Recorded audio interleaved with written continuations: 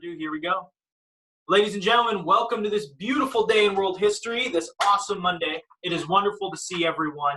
I'm excited for two things. Number one, because we get to talk about a really cool thing today. But number two, because we only have 2 weeks of school left. If you checked your announcements on Google Classroom, the way that I kind of posted this Zoom link, if you actually space it out, we only have 2 full weeks of school left, and then the last week of school that we technically have, that's just a time for you to turn everything in, for final grades to go in, and everything to be solidified. We don't teach anything. There's no more teaching that happens after the 15th. That's next Friday. So that means that we're going to finish strong. We're going to keep cruising. We're going to get these 2 weeks done, prepped, and ready to go. And then you guys are going to cruise on to be juniors or seniors. It's kind of crazy. But we're going to just move right along and get ready for school to start back up in August. So a couple things to think about as we jump in, and remember this. Now, guys, we left off talking about the end of World War II. We finished up that whole unit. That's basically what we've been focusing on for a lot of this e-learning is World War II. You guys had some time to go through that, understand it, and then you had a final project where you watched whatever World War II movie that you wanted, and then you wrote me a little report on that, and I gave you all the guidelines in Google Classroom. Now remember, if you have not finished that, if that's not done, you need to get that done and you need to turn it into me. All right, there are lots of free movies on YouTube. There are also movies on Netflix, on Hulu. So jump in, follow that through, and get that done so that you can have that grade. It's going to be a pretty big portion of your e-learning. So make sure to stay on top of that and knock that out. I know a lot of you that have been kind of diligently attending class and stuff, you guys got it done. So congratulations. If you don't have it finished, make sure you stay on top of that. Now, the reason I tell you that, guys, is because as we progress with only 2 weeks left of school, that means that you're going to be getting your final e-learning grade that last week of school. That's based on all of your participation in e-learning and turning all your stuff in. All right, you get all that turned in, it's correct, you get the points, it can raise your grade by up to 20%. So make sure to stay on top of that, follow that through, keep learning, stay in the routine so that you're prepped and ready. You can stay accountable for when we start school in the fall, because it seems like that's going to be a very real possibility with things opening up all around the state now. Things are going to start changing. Grand Island's still a hot spot, so still be safe. Make sure you're staying socially distant, wearing masks, and being mindful of your safety in that way. But fingers crossed, we're going to start school back up in August, and we're going to be ready to go face-to-face, actually at Gish. So those are some cool things. Now, to take a look at what we're going to do today, I'm going to share my screen here real quick so that you can see what I've been talking about. Let's make sure we get the right thing. All right. So if you take a look, guys, here is your Google Classroom. All right, on here I posted your Zoom link, also our agenda for today. If you take a look, I say, hey, we're going to talk about a few of our assignments, a little brush up, get everyone connected, say everything is good to go. And then we're going to take a few notes and talk about the very beginning of the Cold War so that we can really zone in and understand it, all right?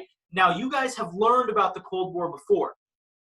In fact, you spent a lot of time on the Cold War from the United States perspective in American history as freshmen.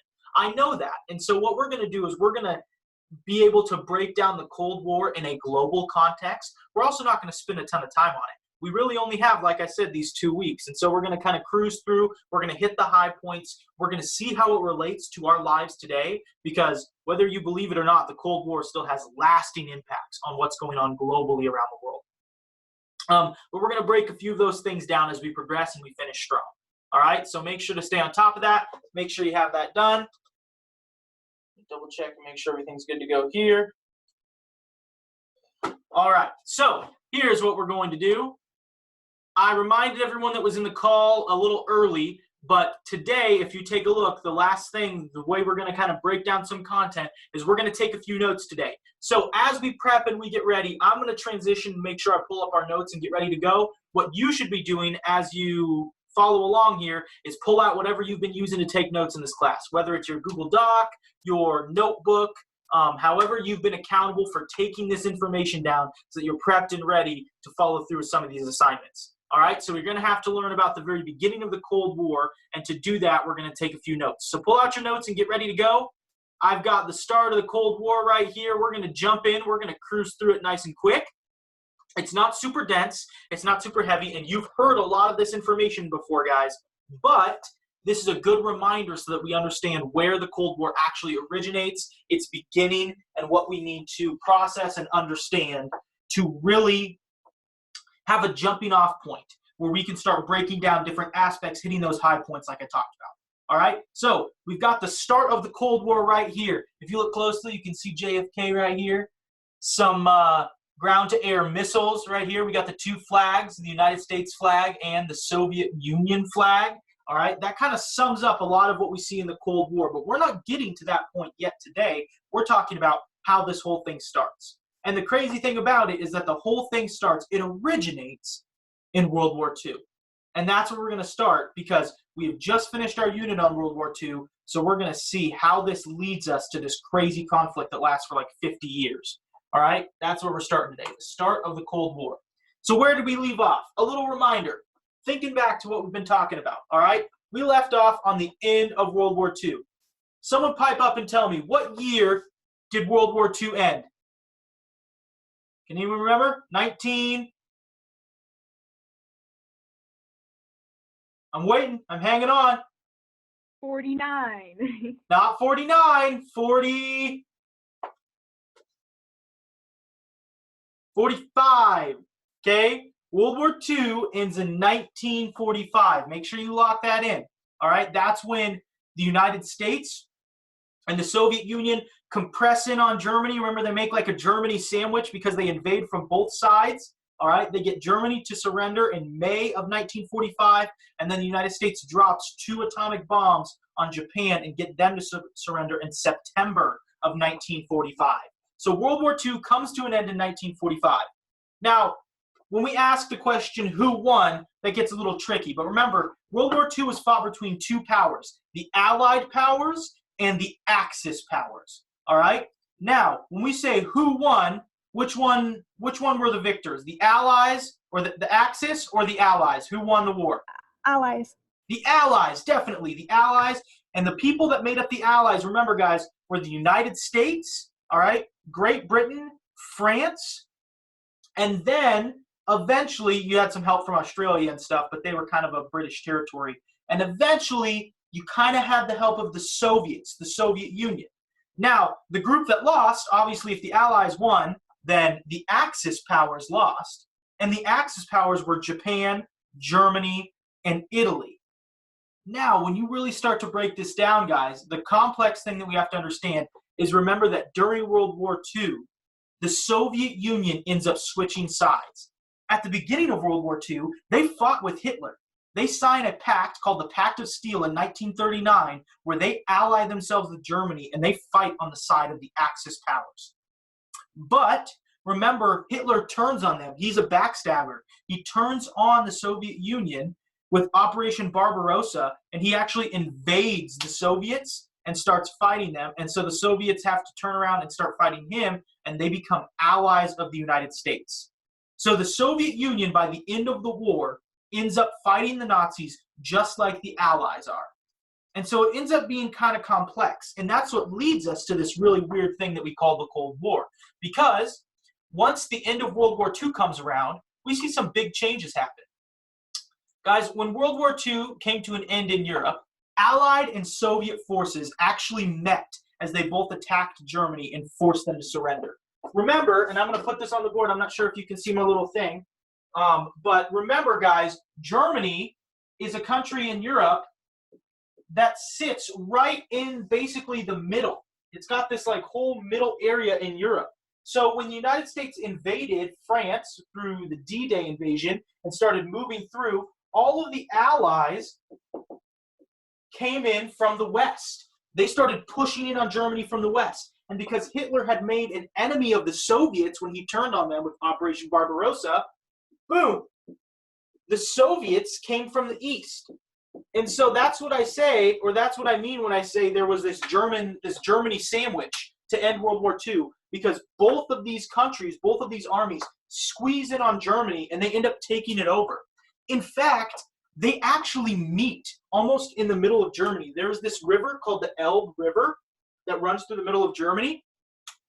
And the Soviet forces and the United States forces actually, once they end up conquering Germany and Germany surrenders, they actually meet together and they shake hands. That's what this picture is right here, actually. This is the meeting on the Elbe River. Same with this picture. This is just colorized. So when the two armies met, they hugged, they celebrated, they shook hands on the Elbe River because they had just defeated the Nazis. There was a common enemy in Hitler and the Nazi Party. In fact, the Soviets are actually responsible for liberating a lot of the Holocaust concentration camps that we talk about today. Because, like we talked about in the Holocaust, there were no death camps actually in Germany. In fact, Hitler put a lot of his death camps out here in the outer reaches of Soviet territory in Eastern Europe. And so the Soviets played a big part in actually defeating the Nazis and helping the Allies defeat Germany. When they meet up, once this whole thing ends, they're literally like hugging and celebrating and drinking, and they're shaking hands, and we see this whole celebration because the war is over and they've defeated the Nazis. However, guys, even though the soldiers were friendly, the two different countries, the United States, or the Allies, if we call Britain and the United States together the Allies, and the Soviet Union, they didn't get along by their nature. The political leaders of both sides did not get along. In fact, you could almost say there was a hatred between them. The leader of the Soviet Union at the time, when we talk about the very end of World War II, all right, was Joseph Stalin. And the leader of the Allies, or the leader of the United States, there were two. The leader of Great Britain was Winston Churchill. And by the end of World War II, the leader of the United States was President Harry Truman. He actually took over after President Franklin Delano Roosevelt, FDR, died in office during World War II. And so all of these leaders really didn't like each other, even though they were fighting against the same cause. And this is what starts the very beginning of the Cold War. Even though the Allies and the Soviets fought against the Nazis together, guys, they did not see eye to eye. And conflict was brewing. That's the big takeaway from this slide. Understand that even though they fought the same enemy, they still did not really get along. It's this idea that the enemy of my enemy is my friend, right? The United States or the Allies really didn't want to be associated with the Soviets. However, because the Soviets were working against the Nazis and they were effectively kind of beating them back to try to defeat Germany, the Allies played nice. Now, eventually, we see that start to break down once World War II actually ends. But this is the nature of the entire conflict, guys. Even though they have a common enemy and they fight the same battles, all right, the United States and the Soviet Union, the political leaders, the different ideologies, they're at war. They still are in conflict. But why? There's actually a history of conflict here, and we can look at it just really quickly and objectively, all right? Why didn't the Allies and the Soviets get along? Here are just a few reasons, all right? Number one, they had competing political philosophies. There was communism versus capitalism or democracy. Guys, the Russians, the Soviets, were communists. Remember, they went through the communist revolution at the end of World War I. Their political ideology, communism, was a competing political idea to the different systems that were in place with the Allies. So like in Great Britain and the United States, they had capitalism, they had democracy. Now those things weren't mirrored when it came to the Soviets. All right, there was actually competition, so they didn't see eye to eye. Not only that, but guys, they blamed each other for mistakes during the war. Joseph Stalin, once he was contributing all of his troops to fighting Germany, thought that the Allies didn't work quite as hard, they didn't suffer as many deaths, and they didn't fight the way that they should have planned out their attack on Europe. So they blamed each other for different mistakes throughout the war. Their leaders absolutely didn't get along. We talked about how Winston Churchill and Harry Truman don't like Joseph Stalin. Joseph Stalin feels the same way. All right? The U.S. didn't like the fact the Soviets had allied themselves with Germany at the beginning of the war. That was a big talking point when it came to not liking the Soviets. The Allies were wary of the Soviets because they had allied themselves and actually had seen eye to eye with Hitler. They'd signed a pact, a truce, an allied agreement called the Pact of Steel. And so there was always that little piece in the back of their brains like, hey, these guys were actually our enemies at one time. And that led to some conflict.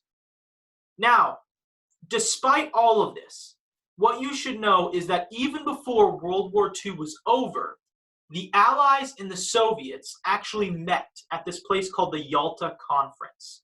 Now, this is a big point. That's why I've got it in bold, the Yalta Conference. This is actually a picture from the Yalta Conference right up here in the upper right-hand corner.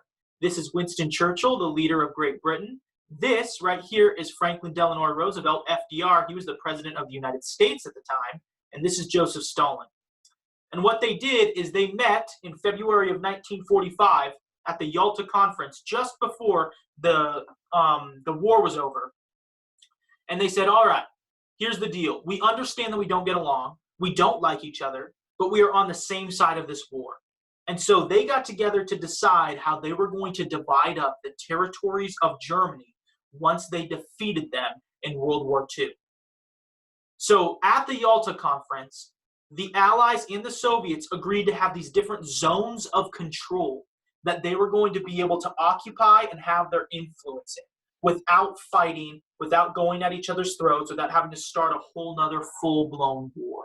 All right? So the Yalta Conference is where the Allies and the Soviets decided to play nice, to separate up the territories of Germany, and to just occupy them and live their own competing philosophies and all those different things during this time. But what we see, guys, is that these competing philosophies and these different ideas, they end up bucking against each other until eventually all of these conflicts lead to what we see as, what we label as the Cold War, these proxy wars, all these different challenges and changes. So what was the actual start of the Cold War? When we look at this, guys, by the end of World War II, there were really only two world superpower countries. The United States under President Harry Truman and the Soviet Union under Joseph Stalin. Guys, both of these countries were industrial giants. They had a lot of money. They had a lot of people, huge population, and they also had a huge territory, a big military. They were the two world superpowers. And because of this, this leads us to the beginning of the Cold War. All right? Each of these superpowers had very different goals and ideas. That's what you have to understand. The reason why the Cold War starts is because these two superpowers have different goals and ideas. There was fierce competition between the two countries, which actually leads to proxy wars, standoffs, terrorist attacks, and a sense of fear for almost 50 years. And that sense of fear, that time period of 50 years, is what we call the Cold War. And we're going to break it down piece by piece. But you've already heard about some of the elements, like the Cuban Missile Crisis, JFK, all of these different things that you have heard and learned about in American history are aspects of the Cold War that come from this very beginning, this initial conflict. The US and the Soviet Union, guys, they differed so much in their goals because World War II impacted each country super differently. When you think about the end of World War II, even though it was the most bloody conflict, led to the most death of civilian populations ever, all right? The United States still emerged from World War II really well off. They were still the richest country. The US was the richest country in the world. It still had all of its factories, and all in all, it only suffered 400,000 deaths in all of World War II. Now, the Soviet Union was a much different story. Guys, they lost almost everything. All of their factories, well, most of their factories were obliterated through bombing runs and through the fact that the German military was trying to march completely across Russia. They also lost tons of cities where they were just essentially bombed out, like Leningrad, all right? And then also, in the same vein, during this time period, times were so tough and the military fought so hard with so many people that the Soviet Union lost over 20 million people compared to the 400,000 the United States lost. So relatively speaking, the United States was kind of in a decent place after World War II. They were still the richest country. The Soviet Union, they weren't. They were still big and powerful, but they were hurting, and they needed to rebuild, and they needed money. And their priorities were so different because of that. So their goals and their ideas were super different because the way that World War II affected them, each of these different countries was different. If you take a look here, I've got a quick little chart that shows you the different superpowers' aims. So like the Soviet Union, they wanted to encourage and spread communism because that was their political philosophy, right? They also wanted to rebuild their war-ravaged economy. They wanted to use up the raw materials from Eastern Europe. They wanted to control Eastern Europe so that they could protect their broken area and their borders. And they wanted to keep Germany divided so that Germany couldn't unite and actually start a whole nother war. Remember, that's how World War I started. Germany lost World War I and then reunited, and then we see World War II happen. The United States, on the other hand, they had a different set of goals. They wanted to encourage democracy. Remember, that's their political philosophy. They wanted to gain access to raw materials and new markets so that they could fuel all of their booming industry and their rich factories and all of these different things.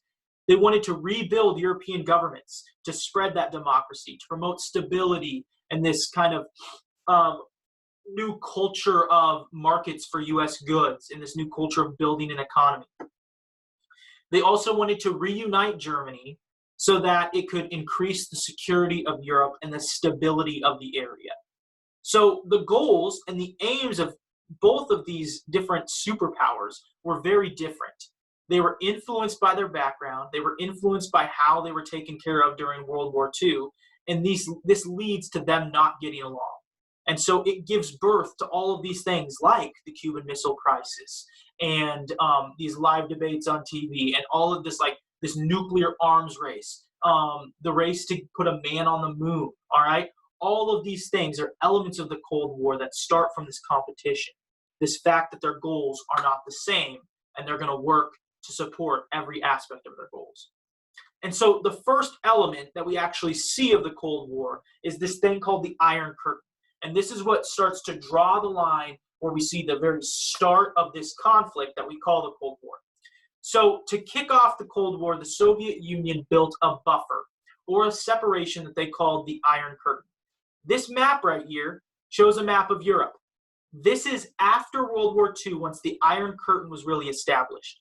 All of the areas that are in this tan color, they're areas that are controlled by democratic nations, by the Allies, basically. They're under the influence of the Allies. All of the other areas that are in red are areas that are under influence of the communist Soviets. And you can see this black line right here that basically divides Germany right in half, straight through Berlin, the capital. All right? This is the Iron Curtain. And when I say that they formed this buffer, I mean that Russia was protecting its borders by using all of these other little countries, okay, as protection so that no one could really get inside and invade the heartland of Russia anymore. And this is the first element of the Cold War, the establishment of the Iron Curtain, the setup for this conflict, and these two different sides, these clear sides when it comes to the beginning of this war that isn't really a war. Guys, the Cold War doesn't have any actual, hey, this is the Russian military fighting the American military, all-out conflict, all right? Now, are there elements that lead to the Cold War, like the conflict in Korea and Vietnam and all of these different things, the Mujahideen, the Taliban? Yes, those are all elements of the Cold War.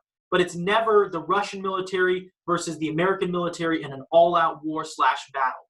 That's not what the Cold War is. That's why we call it the Cold War, because there's no, like, hot conflict. It's all just this competition underneath the surface where they don't get along and they're constantly at each other's throats. So now that we have the establishment of the Iron Curtain and we're prepped and ready to go, all right, that should be the final element of what we need to know on the intro of the Cold War. So guys, this sets us up for understanding exactly what we need to know with how things start to move, the beginning of this conflict, and then how this is going to change as we hit the high points of the Cold War moving forward. So if you're good to go, if you've taken those notes and you have that and you followed along and paid attention, you are ready and we are all good for today. We'll meet again tomorrow at 11 o'clock to talk about the different elements of the Cold War and finish this last week too strong. All right, guys. I will see you tomorrow at 11. I mean, like, a lot.